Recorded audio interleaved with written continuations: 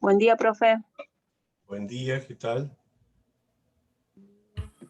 Buen día. Buenos días. Buen día. Buenos días. Hola, buen día, profe. Hola. Hola. ¿Están todos, Hernán, ya? Sí, estoy ingresando de a poco.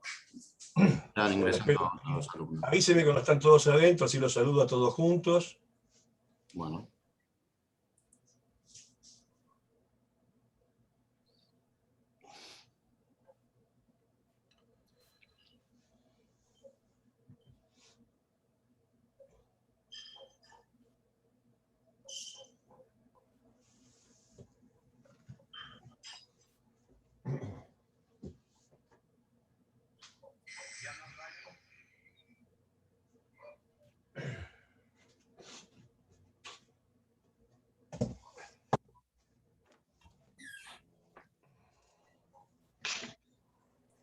Bueno, ya podemos largar. Bueno, ahora sí empezamos. ¿Qué tal? Buen día a todos. Ya nos Buen día, doctor. estamos saludando. Bueno, para aquellos que no me conocen porque no hicieron con nosotros Microbiología 1, mi nombre es Norberto San Juan, soy médico, profesor titular de microbiología, del departamento de microbiología, y desde el año 2018 estoy a cargo de la segunda cátedra de microbiología. Así que, en primer lugar, aunque parezca una formalidad, pero es algo que no tiene nada de formal, en el nombre de todo el cuerpo docente de las 3 materias de la segunda unidad académica de microbiología, les doy sinceramente la bienvenida. Espero que hagamos en conjunto una experiencia docente, como ha sido hasta ahora, muy, muy gratificante. Hacemos lo que nos gusta, de tal manera que tratamos de hacerlo bien, y esperemos que ustedes tengan una réplica del mismo tipo. Alguno se preguntará ¿para qué sirve una clase inaugural? Es una pérdida de tiempo. Y yo creo que no, creo que es una forma educada de poder introducirlos a una asignatura. Cuando yo estaba estudiando medicina hace muchos años, me acuerdo que me desagradaba mucho llegar, por ejemplo, a una materia nueva y ver una persona que se ponía a hablar de X tema sin decirme cuál era el objetivo de la materia, para qué tenía que estudiar esa materia, cómo se iba a dar. Les pido disculpas, pero tengo una especie de alergia a las mañanas, así que me voy a andar soplando la nariz de vez en cuando. Me parece que no corresponde que la persona que está a cargo en última instancia de la unidad académica, que en este caso soy yo, les explique un poco algunas cosas. Y voy a hablar de las 3 materias: inmunología humana, microbiología 1 y microbiología 2. Los que hicieron con nosotros microbiología 1 ya me conocen. Los que hicieron microbiología 1, sí. Los que están haciendo ahora microbiología 2 ya me conocen, los demás no. Así que por eso la presentación. ¿Cuál es el objetivo de la materia? Voy a tratar de ser muy breve, y después el señor Hernán Orsetti, que es quien está operando en este momento la parte de transmisión, y es el encargado administrativo de la segunda cátedra, lo va a subir a la página web y lo van a ver como clase teórica número 1, que es introducción a la microbiología médica, y está en la parte de microbiología y parasitología 1. Pero yo voy a hablar ahora para las 3 materias. La cátedra da, como la primera cátedra, 3 asignaturas: inmunología humana, microbiología y parasitología 1 y microbiología y parasitología 2. En la realidad, la inmunología, para aquellos que están cursando inmuno, ya hace muchos años es una ciencia independiente de la microbiología. Yo soy de los que piensa que tiene que ser otro departamento inclusive, porque no siempre la inmunidad es antimicrobiana, ni mucho menos. Hay una inmunidad del embarazo, hay una inmunidad tumoral, hay una inmunidad de los grupos sanguíneos, hay una inmunidad del trasplante, que no tienen absolutamente nada que ver con la microbiología. Y sin embargo se sigue dando así por tradición, porque el departamento se llama microbiología, parasitología e inmunología. En nuestra cátedra está a cargo de la doctora Elizabeth Castro, juntamente con un cuerpo docente, que son todos graduados, son todos médicos. Esa es una diferencia que tenemos con la primera cátedra, después vamos a hablar de eso. Todo el cuerpo docente de la segunda cátedra, con 2 excepciones honrosas, porque son gente muy capaz, somos médicos con formación médica y formación microbiológica o formación básica. Es decir, tenemos las 2 perspectivas. Todos hemos hecho una residencia y todos hemos hecho formación en las asignaturas básicas, y después nos dedicamos más a una cosa que a la otra. Pero digamos, sabemos de qué hablamos, ¿no? Y para quién va dirigida la materia. Entonces, el primer concepto que vamos a mencionar es que las 3 asignaturas, inmunología humana a cargo de la doctora Castro, microbiología y parasitología 1 a cargo mío directamente, y microbiología y parasitología 2 a cargo del doctor Carlos Sala, que es profesor adjunto, las 3 materias apuntan a formar a un futuro médico generalista. Eso lo tienen ustedes ya descrito en la página web. Les pido que lean lo que hemos escrito en la página web. Yo no lo escribí al divino botón, eso lo escribí para algo, para que ustedes lo puedan leer y lo puedan entender. O sea, cuando tengan dudas de qué estudiar y qué no, a qué darle más importancia y a qué no, póngase a pensar que las materias están orientadas a formar a un futuro profesional que en el momento de recibirse, de acuerdo a la OMS, Organización Mundial de la Salud, está en condiciones de diagnosticar y tratar la patología más común en las 4 grandes ramas y no especialidades de la medicina, que son la medicina interna o clínica de adultos, la clínica quirúrgica, porque cuando nos recibimos de médico no somos cirujanos, no sabemos operar, sabemos hacer cirugía menor, sabemos clínica quirúrgica, o sea, cuándo se opera un paciente, cuándo no. La tocoginecología, o sea, obstetricia y ginecología, y la pediatría. Está en condiciones de poder saber derivar a un colega cuando corresponde y de comenzar su propia especialización. Esa es la definición de un futuro médico generalista, y hacia eso apuntan todos los programas de las 3 materias. Imagínense ustedes que son médicos de un hospital público. Yo soy un acérrimo defensor del hospital público, como de la escuela pública y de la universidad pública. Están en una guardia o en un consultorio externo o en una sala general. Apunta a eso, no a formar microbiólogos.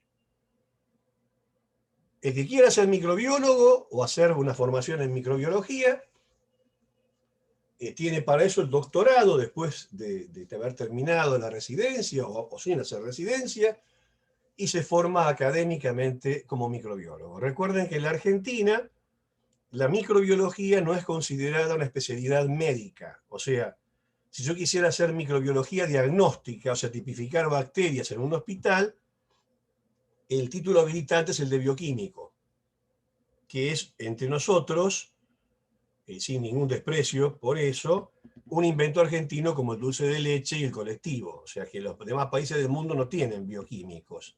En todos los países sajones, el microbiólogo es el médico patólogo, que es lo que yo hice. Yo hice primero clínica médica, después la residencia de patología y después el doctorado en microbiología, acá en la Argentina, y después me fui a hacer con una beca un postdoctorado en microbiología molecular en Harvard.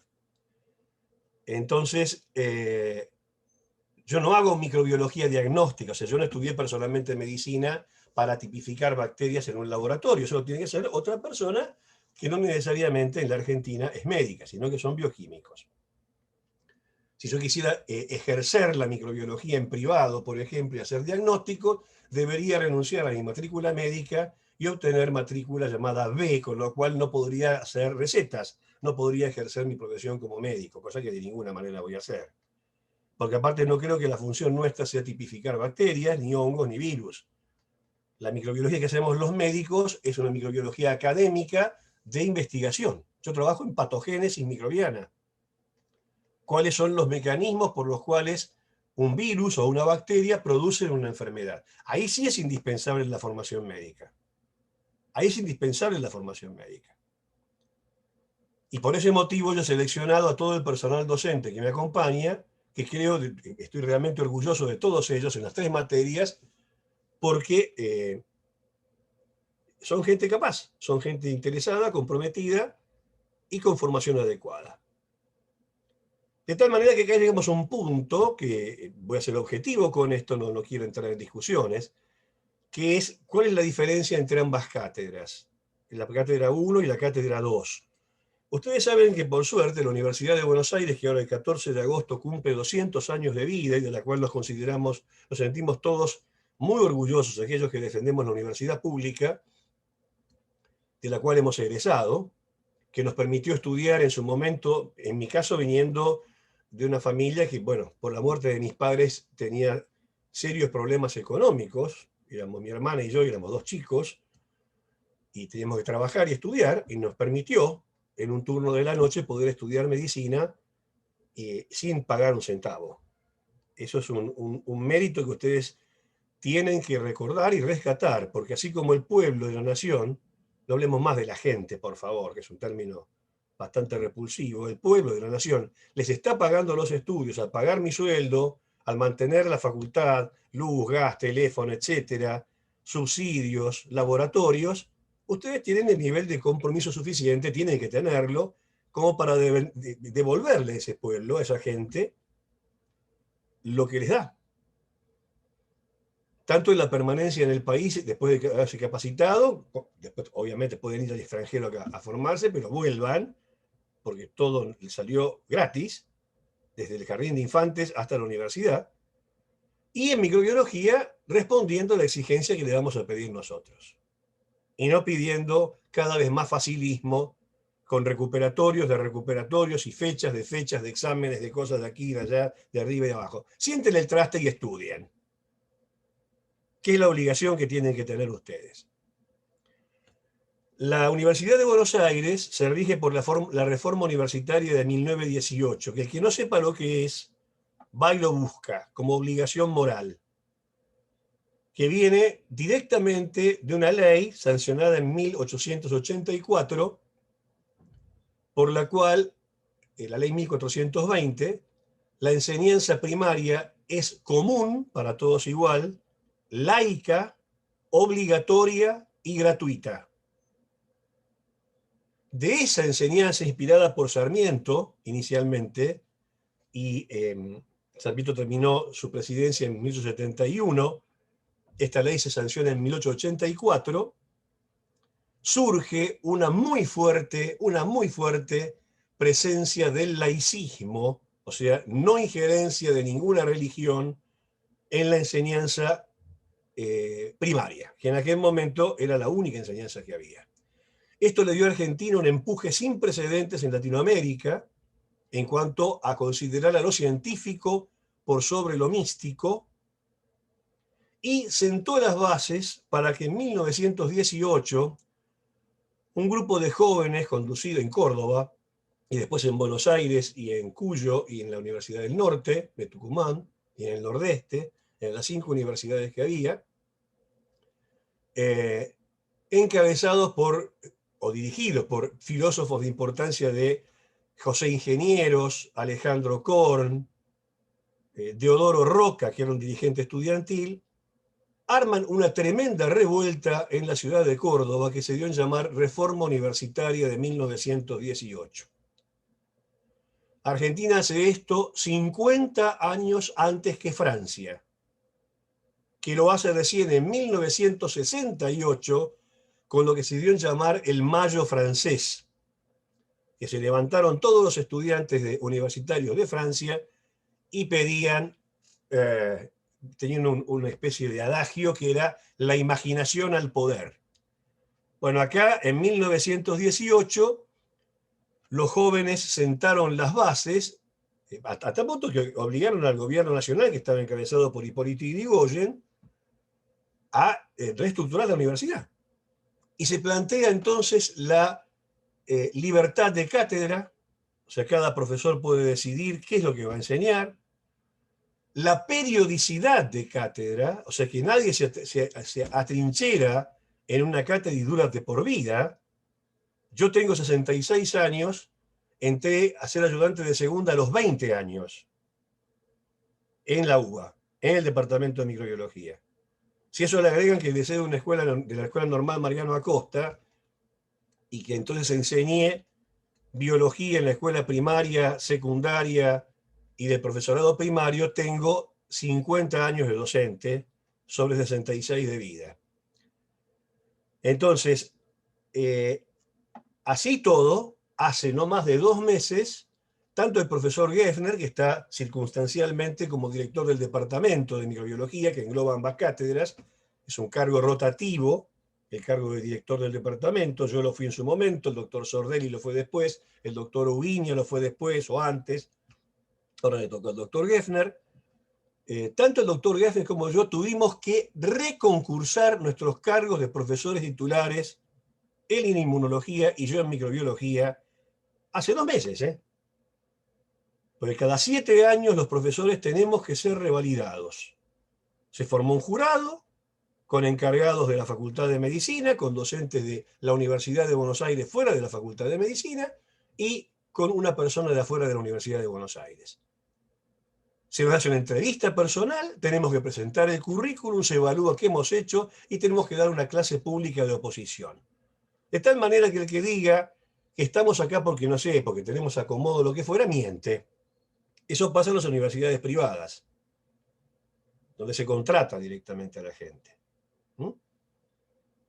En la UBA se concursan los cargos, y los concursamos todos, hasta los más viejos. Ese es un mérito. Entonces, la libertad de cátedra fue un logro de la reforma universitaria. La autonomía universitaria, fíjense en esto, la universidad es pública, pero no es regida por el Estado. Es decir, el Estado tiene la obligación de mantenerla económicamente a través de los impuestos que paga toda la población, todos. Pero no puede interferir en los contenidos. Eso es autonomía universitaria. No puede interferir en los contenidos. No me puede decir a mí qué tipo de microbiología tengo que enseñar. En la materia científica sería un poco más fácil eso de entender.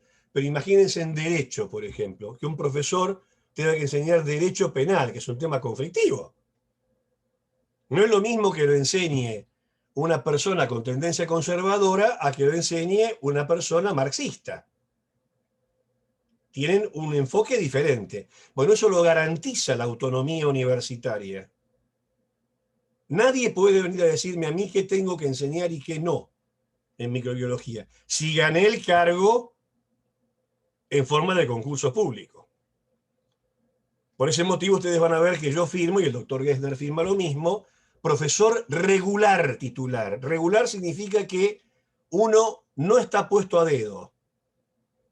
Uno no tiene un cargo interino. Uno ganó un concurso público en el cual se podía presentar cualquier ciudadano que estuviera habilitado para hacerlo. Ustedes no tienen conciencia de la importancia de esto.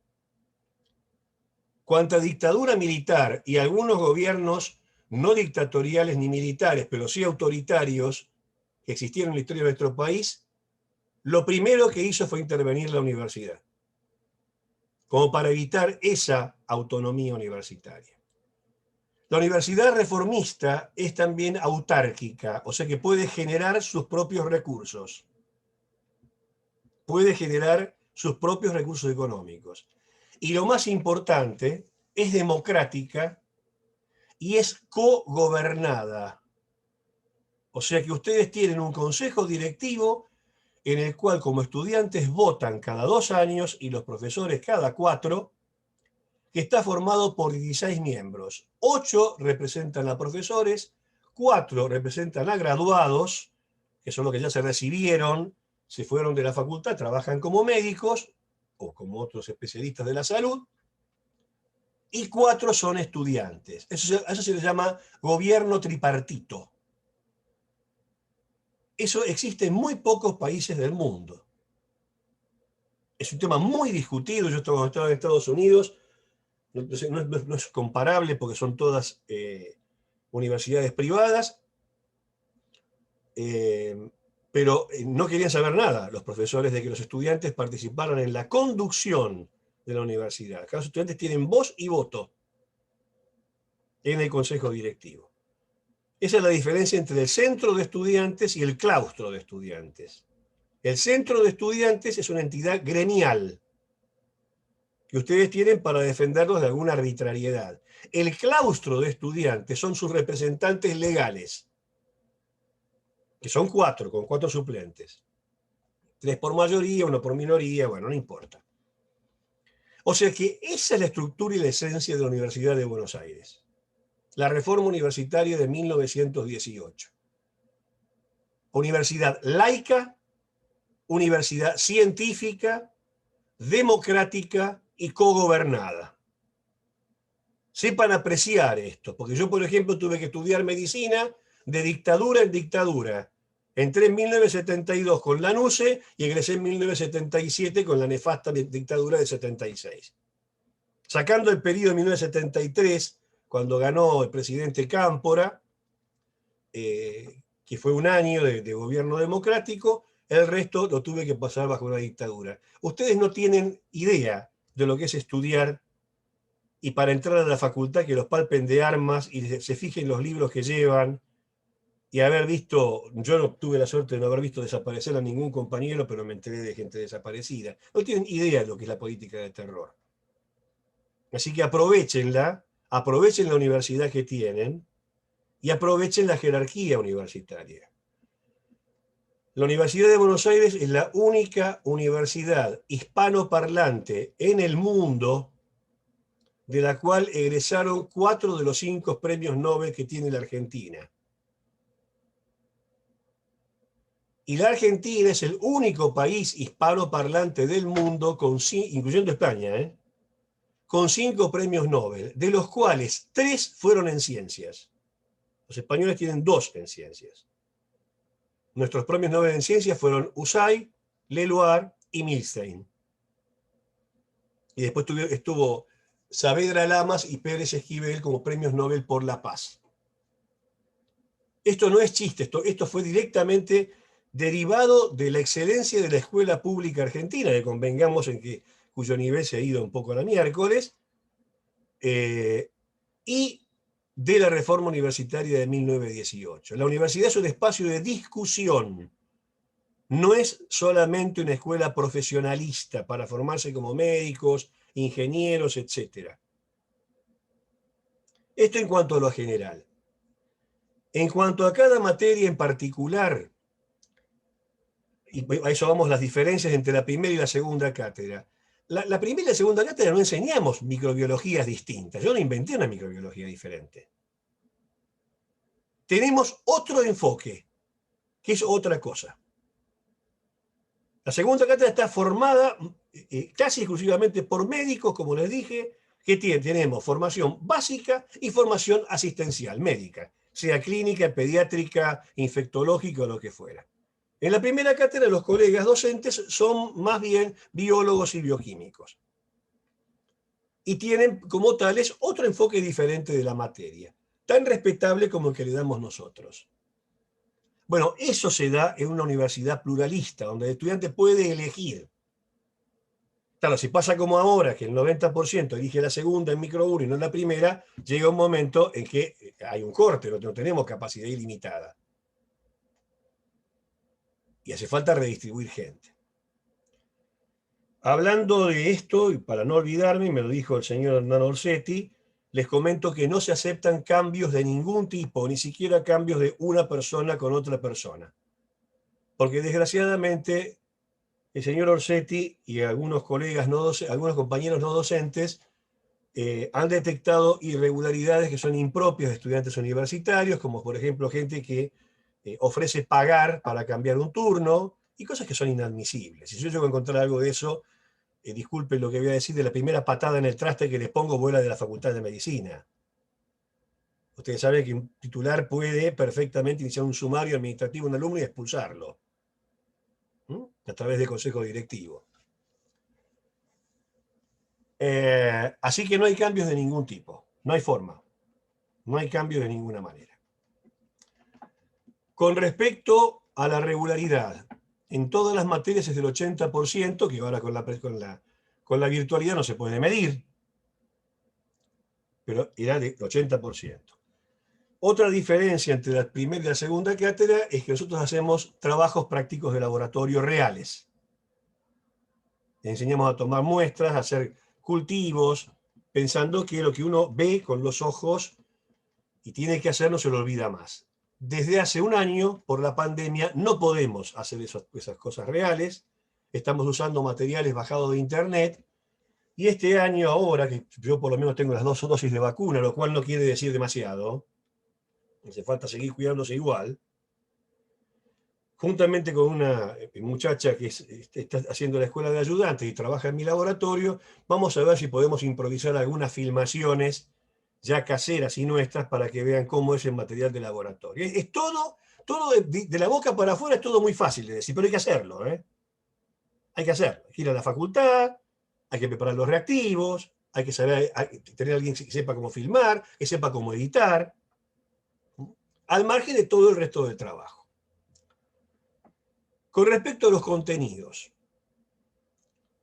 el objetivo de inmunología humana, consensuado con los colegas que están a cargo de la materia, es que ustedes sepan simplemente, desde que entra un antígeno, qué pasa hasta que se fabrica un anticuerpo. ¿Cómo ocurre eso? ¿O cómo ocurre el hecho de que haya otras respuestas inmunes llamadas de diferentes maneras que ya la van a ir viendo en el transcurso del programa? ¿Cómo ocurre eso? Y sobre todo, la aplicación médica de eso. Recuerden el término respuesta primaria y secundaria, por ejemplo. ¿Qué métodos se usan en inmunología? ¿Qué es conversión serológica o seroconversión? Esto recuérdenlo porque son puntos importantes.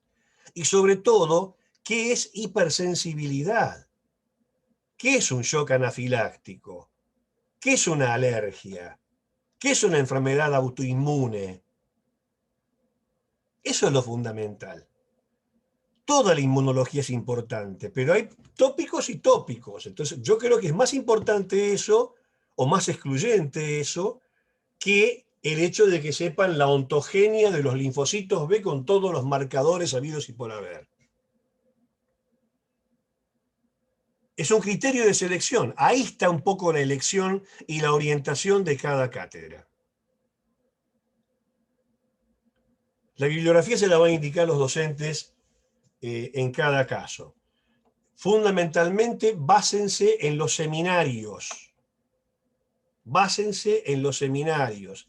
Y después complementen con los libros de texto, porque en algunas asignaturas los libros no están actualizados. Entonces, en algunos casos, por ejemplo, en Microbiología 1, nosotros hemos hecho apuntes como para que ustedes puedan tener ahí el material condensado actualizado y no leyendo de libros que tienen 10 años de antigüedad. Los libros cada vez usan menos en medicina. Con respecto a los trabajos prácticos, actividades presenciales, ¿qué sabemos de la presencialidad hasta ahora? Y no sabemos nada. Por ahora no va a haber presencialidad. Yo estoy en contra, aparte de hacer presencialidad, en estas condiciones epidemiológicas. Y hemos hablado con el doctor Geffner, con el cual nos une un respeto mutuo y una amistad de muchos años. Ninguno de los dos que estamos a cargo de la primera y la segunda cátedra, y él a cargo del departamento en forma rotatoria, estamos de acuerdo con hacer locuras, es decir, con hacer cosas presenciales cuando no hay capacidad para hacerlo. En el caso particular de la segunda cátedra, si hubiera presencialidad, lo que probablemente hagamos en algún momento, y dependiendo de cómo venga la epidemia, sean los trabajos prácticos, en grupos. Pues ustedes pónganse a pensar, ¿para qué van a la Facultad de Medicina? Con sentido común piensen. ¿Para qué van a la Facultad de Medicina?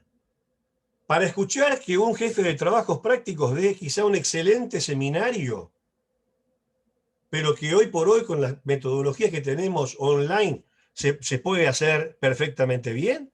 No, para eso no van. Yo vivo a 25 cuadras de la facultad, tengo menos problemas. Y algunos de ustedes que viven en la provincia, alejados, que tienen que venirse para acá para escuchar que un docente le dé una clase que la puede escuchar, que la puede grabar. Si me dijeran no hay instancias de discusión, está bien, tiene que venir para preguntarles, pero hay instancias de discusión. Tenemos espacios para discutir los temas. Para eso no van. Van para que alguien que tenga mucha experiencia en un tema les dé una clase teórica y ahí sí pueden ir.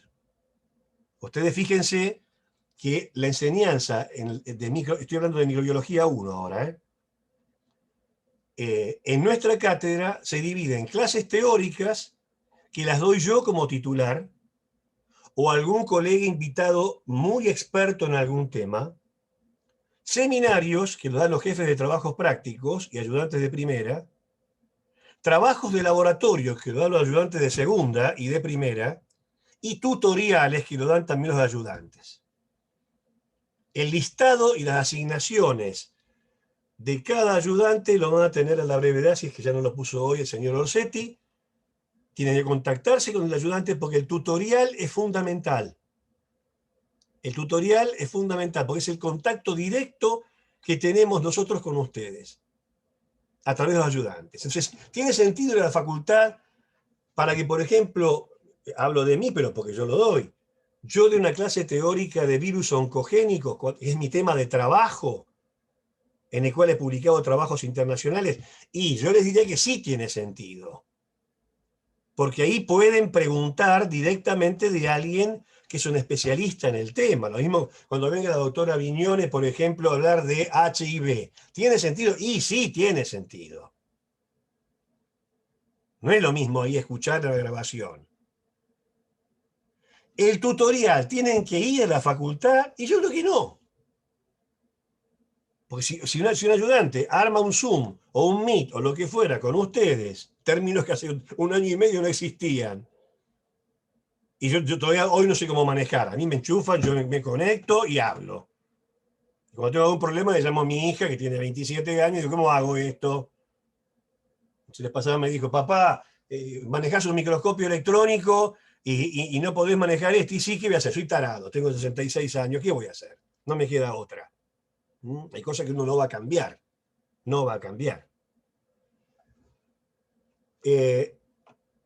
Ahora, ¿tiene sentido ir? ¿Para qué van a la facultad? Para usar lo que ustedes no tienen en su casa. ¿Y qué no tienen en su casa? No tienen microscopios, no tienen medios de cultivo, no tienen un instructor que les diga cómo hacer un aislamiento, no tienen los aparatos que se usan para hacer parasitograma de materia fecal, no tienen parásitos en formol, no tienen lugares para ver cómo se cultivan células o cómo se cultivan virus. Eso es lo que no tienen. Y eso es lo que deberían ir a hacer a la facultad. Por ese motivo, toda la vida, que después se desvirtuó completamente, si ustedes se fijan en la libreta universitaria, dice anotación en los trabajos prácticos. Y después dice aprobación de los trabajos prácticos. O sea, la regularidad se daba por aprobar los trabajos prácticos, no por aprobar los parciales. Sino ¿qué diferencia hay entre un alumno regular y uno libre? ¿Qué se hace con un alumno libre? Primero se le toma un examen práctico. Si pasa el práctico, da el examen general del resto del grupo.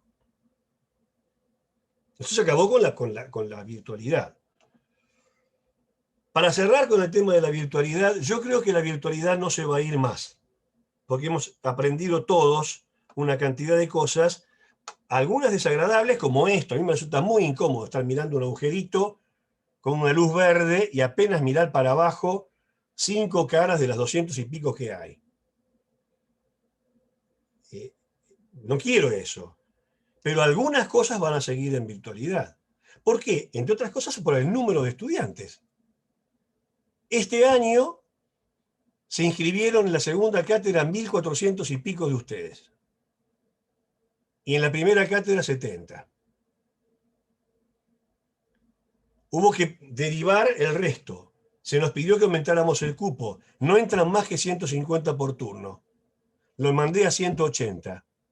El primer turno de la tarde tiene 5 ayudantes. Ya se desvirtúa el concepto de tutorial, que van a tener 45 alumnos por ayudante.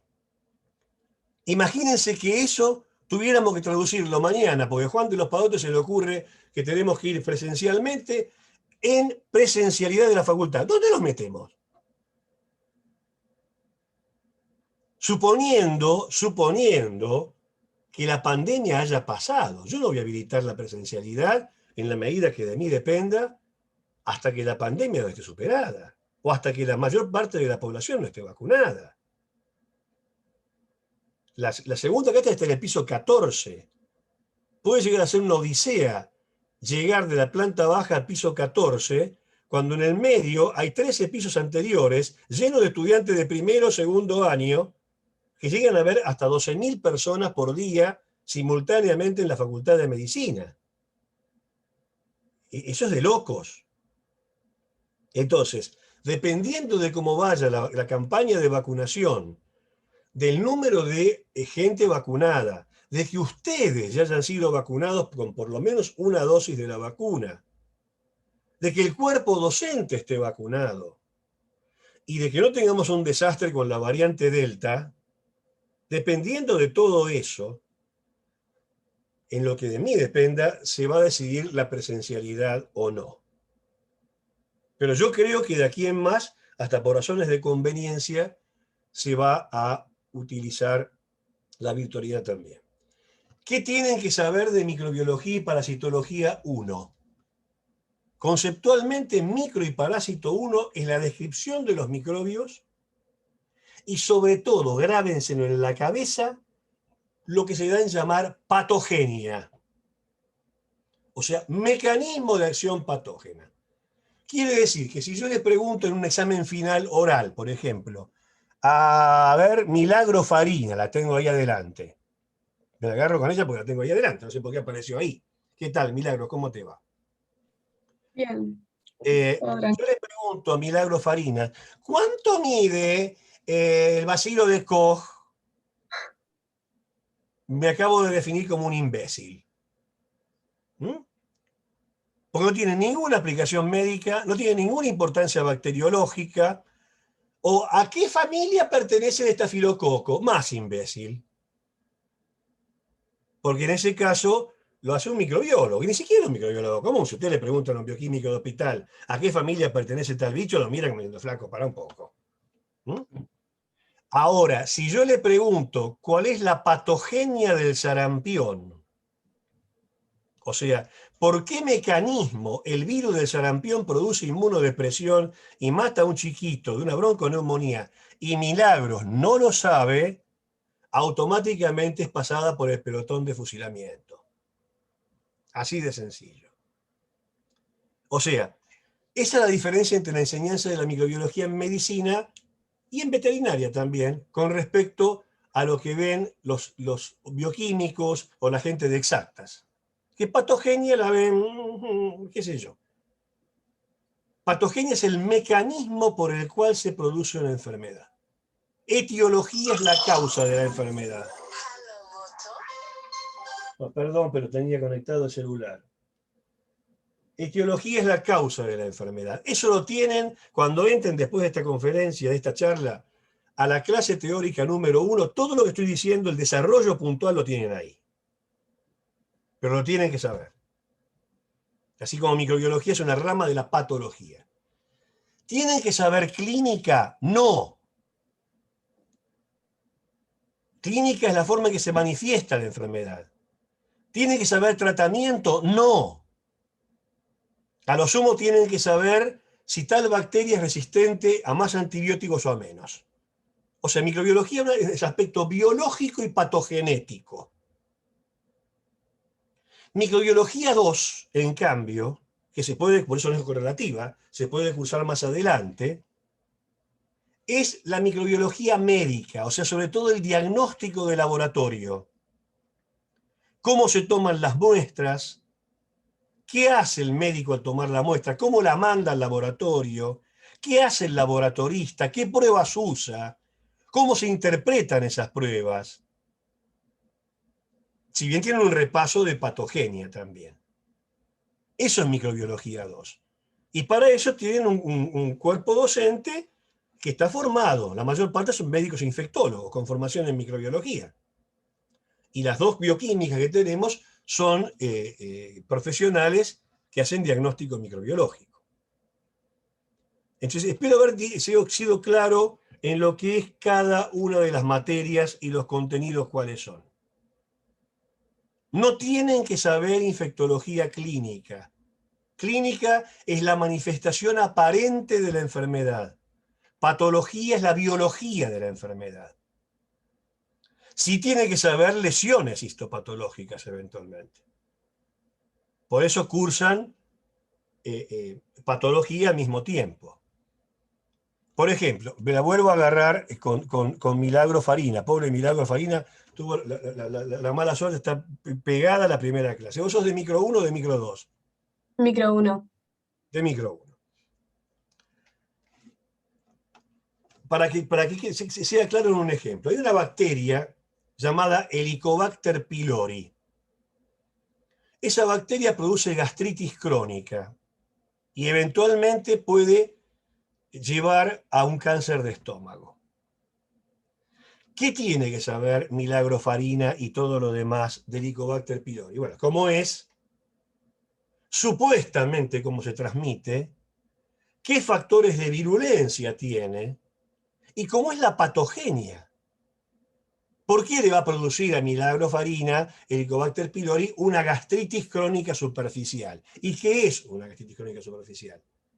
Eso es patogenia y microbiología, patogénesis bacteriana. Ahora, si ella me dice que le duele el estómago, y cómo le calma, y para dónde se le corre el dolor, y qué sé yo, eso no es microbiología, eso es clínica. Y eso lo van a ver en clínica médica y en infectología, eso no lo tienen que saber, porque no han hecho semiología todavía. Eso es lo que no tienen que saber. Claro, en algunas enfermedades, como por ejemplo las exantemáticas, es difícil explicar sarampión sin explicar qué tipo de manchitas tiene el chico con el sarampión. Es difícil. Ahí lo van a ver. Pero van a ver que es una cuestión de criterio. Bueno, ¿quedó claro entonces qué es micro 1, micro 2 e inmunología? La bibliografía está aconsejada ahí. Sobre todo, básense en los seminarios. Las evaluaciones, y hasta ahora elección múltiple. Ya sabemos que tienen todo filmado, grabado y demás, y que los últimos exámenes, los últimos 2 años, es poco menos que repetitivos, porque ¿qué quiere que inventemos una microbiología nueva? Si yo no quiero repetir un examen o tomar conceptos similares, o tengo que apretarlos al nivel molecular, en cuyo caso los hago pelota, y decir qué eficientes que somos, pero bien se tiene un imbécil, como diciendo, ¿qué evalué? La secuencia aminoacídica del COVID, del SARS-CoV-2, ¿y para qué le importa la secuencia aminoacídica? O si no, seguir interrogando. Y bien, todo ya sabemos, ustedes manejan mejor que nosotros los términos informáticos, tienen todo ahí. Me contaron que desgraciadamente hay gente que hasta estudia la materia de los exámenes parciales, o sea que ni siquiera leen los seminarios. Es una barbaridad. Van a ser médicos, carajo. Eso tiene que estar delimitado en ustedes, tiene que estar, ustedes tienen que ponerse los límites morales como para estudiar o no estudiar. No es obligatorio ser médico, ¿eh? Es obligatorio terminar la escuela secundaria, pero ser médico no. Así que, eso con respecto a los exámenes. Va a haber este año algunas instancias de exámenes orales, porque estamos hartos de hacer 18 choice por año, de 50 preguntas, hartos, porque tienen un parcial y 2 recuperatorios. Hay 2 parciales por materia con 2 recuperatorios, 2 cuatrimestres, multipliquen. más los finales. Entonces, la primera fecha de final, la fecha de final de septiembre y la primera fecha de final de noviembre van a ser orales, virtuales pero orales. Y los segundos recuperatorios de cada parcial también van a ser orales. Virtual. Los demás van a ser escritos. Vamos a tomar los 6 o 7 personas que yo considero calificados para tomar ese tipo de exámenes. ¿Qué otra cosa más falta? No armen líos administrativos. Ah, que mi compañerito está en tal lugar y yo quiero estar con él y no me quiero cambiar. Déjese un poco de joder, muchacho, es un tipo adulto. No joda. Asuma lo que le tocó. Cuando sean médicos no van a elegir al compañero de guardia. Y van a tener que convivir 24 horas con él. Así que bueno, esa es la cuestión. Los referentes inmediatos de ustedes son los ayudantes, con los cuales pueden transmitirle cosas, tienen más facilidad, son compañeros de carrera de ustedes. De ahí pasan al jefe de turno. Y si hay algún tipo de problema, me hablan a mí. Pues yo tengo un laboratorio de investigación a cargo, tengo una cátedra con cerca de 1.200 estudiantes a cargo y 3 materias, tengo que dar cursos de posgrado, la escuela de ayudantes, escribir trabajos, hacer los exámenes. No es que me la he deshecho, al contrario, siempre tuve una relación muy amplia con los alumnos, pero no tengo tiempo material, no se asegura. Me encontré el mail de San Juan, lo voy a llamar. No llame, porque realmente hinchan. Yo voy a intervenir si hay una injusticia, si hay algo anormal, o dando algún tipo de indicación. Bueno, por último quiero cerrar con todo esto diciéndoles con mi más absoluta sinceridad, y creo que es así, si uno tiene la suerte de trabajar de lo que le gusta, lo tiene que disfrutar. Yo trabajo de lo que me gusta, hice en mi vida médica, sinceramente, hasta ahora, lo que me dio la gana. Ayudado por nadie y jamás acomodado por alguien, nunca. Cuando quise hacer clínica, hice clínica. Cuando quise hacer patología, hice patología. Cuando hice el doctorado en microbiología, lo hice. Cuando me quise ir del país a formarme en biología molecular, me fui y volví. Y armé 2 laboratorios desde cero y creé en su momento un curso paralelo completo que durante 23 años di en forma gratuita a la noche para un grupo de 25 alumnos que tuvieron interés por la investigación, al margen de mis obligaciones docentes en la facultad. No digo esto para que digan que soy un héroe, ni mucho menos, sino que ustedes son el resultado de ese curso de 23 años. La segunda cátedra es el resultado de ese curso. Porque el programa que ustedes están teniendo, la orientación, vino de 23 años de experiencia de trabajar gratis, a la noche. Gran parte de ese programa. Entonces, en ese sentido, quiero terminar diciendo que estoy profundamente orgulloso, con toda sinceridad, con las diferencias que podemos tener con el cuerpo docente que están a cargo de las 3 materias en la cátedra a mi cargo. Sinceramente es así.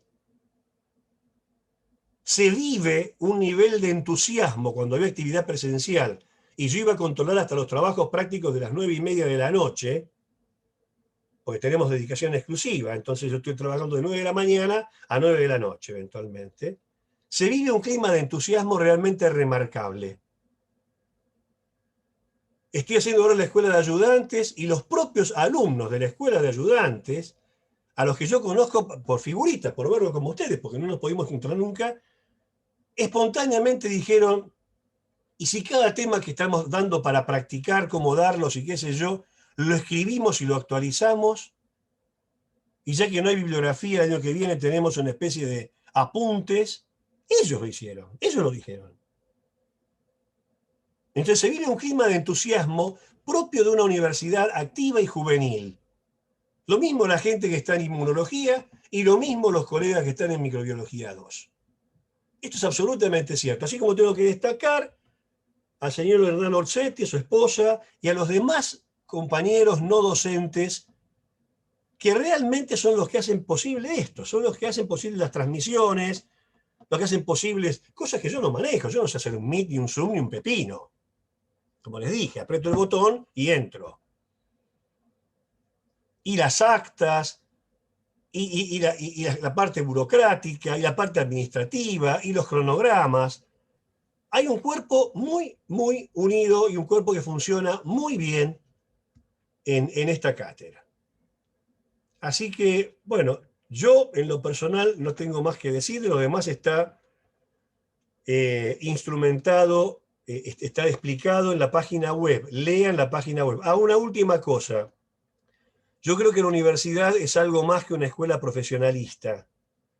Entonces, si me da el tiempo, les voy a poner un tópico que se va a llamar misceláneas, que está puesto creo ahora, donde van a ver, por ejemplo, el juramento hipocrático, que ustedes no lo conocen hasta el momento de recibirse, es una vergüenza.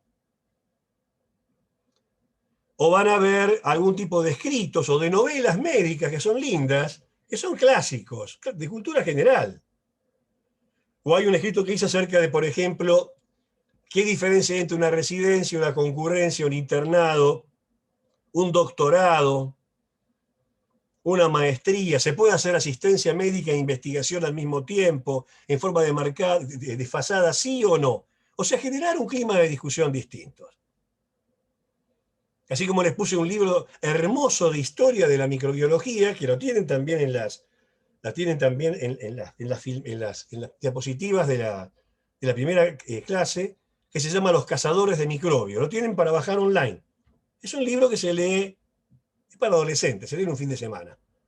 Van a aprender quizás mucha microbiología leyendo de ahí. Es un libro famosísimo internacionalmente. O sea que hay cosas culturales que un futuro médico tiene que saber. Tiene que saber. O tiene que estar enterado.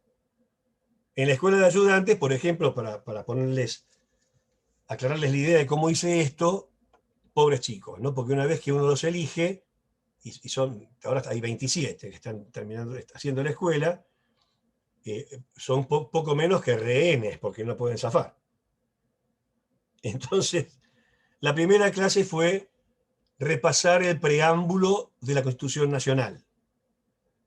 Me miraban con una cara, me decían, el loco este se emborrachó, yo me equivoqué de aula.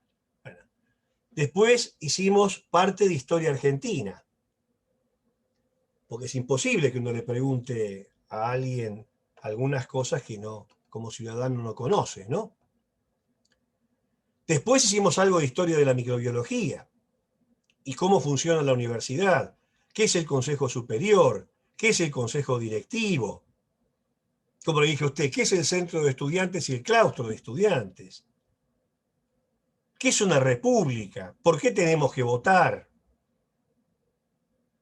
Esas cosas un médico lo tiene que saber.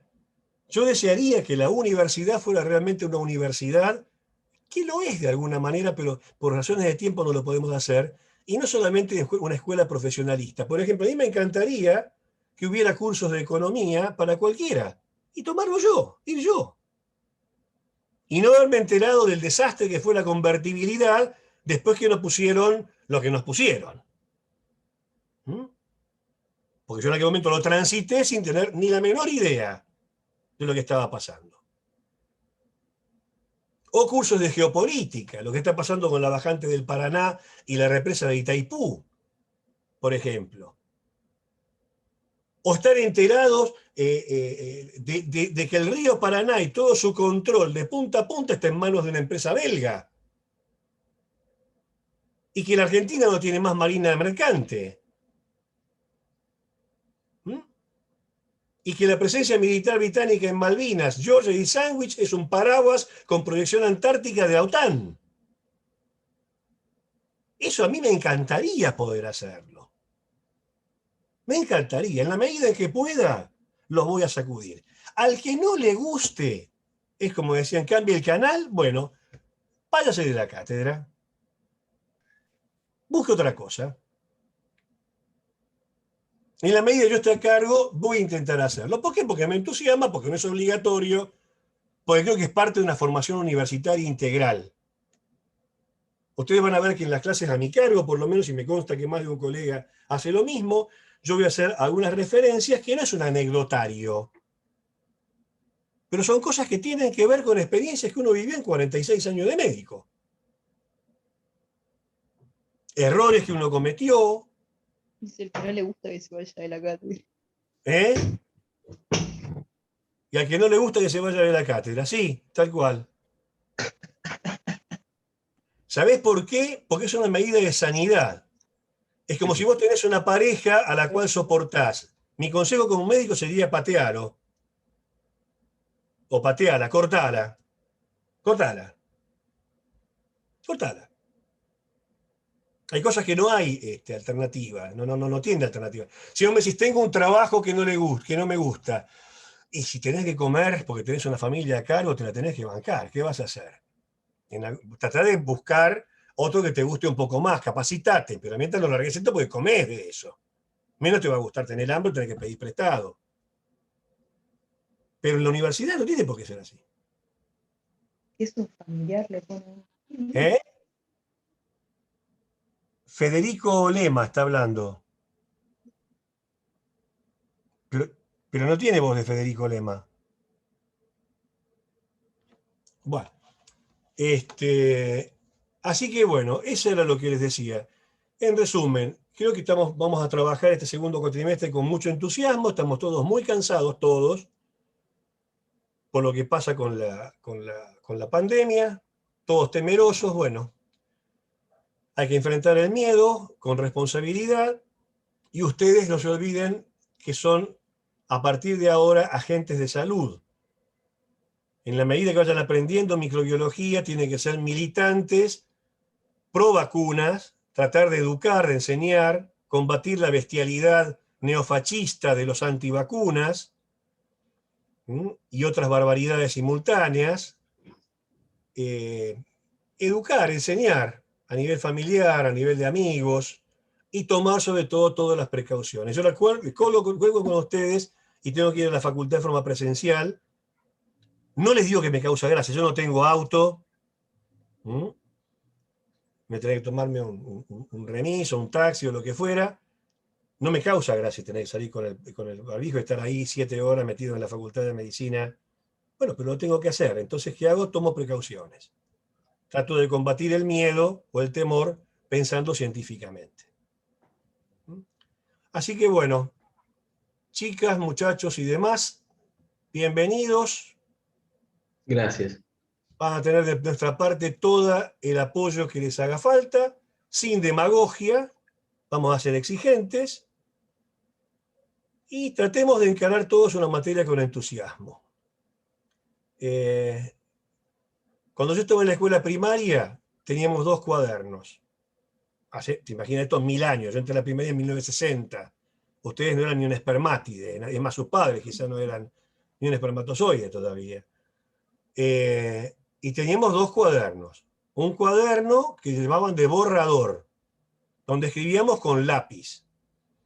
Y cuando la maestra o el maestro consideraba que ya estábamos más o menos capacitados, nos hacían pasar en tinta al cuaderno de clase, que es el que se llevaba a la dirección para que la directora dijera: qué bien, qué lindo, te felicito, y a tu maestra también.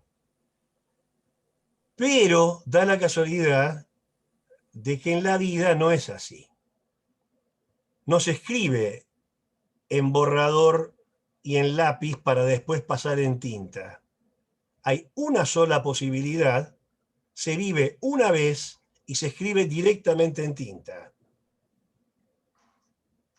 Por consiguiente, hay que saber elegir bien lo que uno va a hacer, concentrarse en cómo lo va a hacer, porque el tren pasa por la estación solamente una vez. Entonces, no pierdan su vida universitaria, que es la etapa más linda quizás en la vida de un joven o de una joven. Tengan buenos compañeros, dialoguen, piensen, disfruten, aprendan, fascínense con la ciencia, con la medicina, sean idealistas, tengan ideales y sobre todo confíen en ustedes mismos y pongan todo lo que puedan. porque después con los años la vida se viene encargando de que esa energía y demás le vaya bajando de a poco, como un fenómeno normal. Bueno, que nos vaya a todos muy bien. Y que tengamos Gracias. suerte en el segundo cuatrimestre. Gracias. Muchas gracias, doctor. Gracias. Gracias. Gracias. Gracias. Gracias, doctor. Gracias.